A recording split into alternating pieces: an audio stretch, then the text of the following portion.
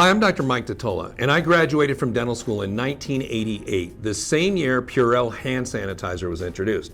Now, I can't think of any dental material from 1988 that I still use today, but hand sanitizers have not improved in the last 33 years. They're still 65 to 70% alcohol. So when I saw ZaPro and it's 94.4% alcohol, I thought it was a typo. I mean, there's plenty of studies in the literature showing that the higher the alcohol concentration, the greater the degree of kill, and it happens more quickly. So if you're using a 70% hand sanitizer, the CDC recommends that you use enough so that you're cleaning your hands for 30 seconds before the alcohol evaporates. Time yourself or your staff the next time hand sanitizer is being used, and don't be surprised if you're only doing it for 5 to 8 seconds long. And I'm not trying to make you feel guilty if you're not doing it for the full 30 seconds. But I am saying if we're going to clean for shorter times, we should step up to a 94.4% alcohol hand sanitizer. So you might have the same question I did. How did CAO Group manage to produce a 94.4% hand sanitizer while Purell has been stuck at 70% alcohol for decades? It all comes down to thickeners, and as it turns out, CAO Group has been in the thick of thickeners for over 30 years.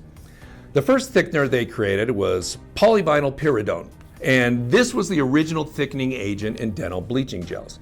Now, we all know that bleaching is simply a matter of getting hydrogen peroxide in contact with the teeth, but it needs to be in contact with the teeth for 30 to 40 minutes to work, and hence a thickener to keep the hydrogen peroxide suspended in the gel. When dentists started to show a preference for whitening with pre-made trays rather than making custom trays, CAO Group produced yet another novel thickener, polyethyloxazoline, and this one was created to be sticky so that not only would it hold the hydrogen peroxide in suspension, but it would keep the strip stuck firmly on the teeth until the patient removed it, which takes a little bit of effort to get them out.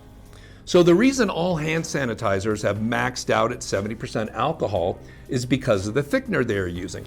If you try to put 80% alcohol into suspension with current thickeners, the alcohol actually separates from the gel, making it unusable. So it was time for CAO Group to make a third novel thickener, a celluloic copolymer, that allows 94.4% alcohol to be held in suspension in ZaPro. Well, I can guarantee that's more than you ever wanted to know about thickeners in dentistry, but I wanted you to know how ZaPro is able to have an almost 25% higher concentration of alcohol than other hand sanitizers. Or you can do what I did the first time I tried it. I put some on my hands, I rubbed them together and sniffed my palm. Surprise! Yeah, that's definitely 95% alcohol. And those definitely are my nose hairs that I smell burning. The real surprise is the silky feel of the gel and the fact that it doesn't dry your hands out.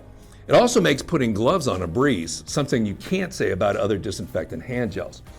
If I learned anything during this pandemic, it's how many times per day I touch my face, and then I'm basically powerless to stop it from happening.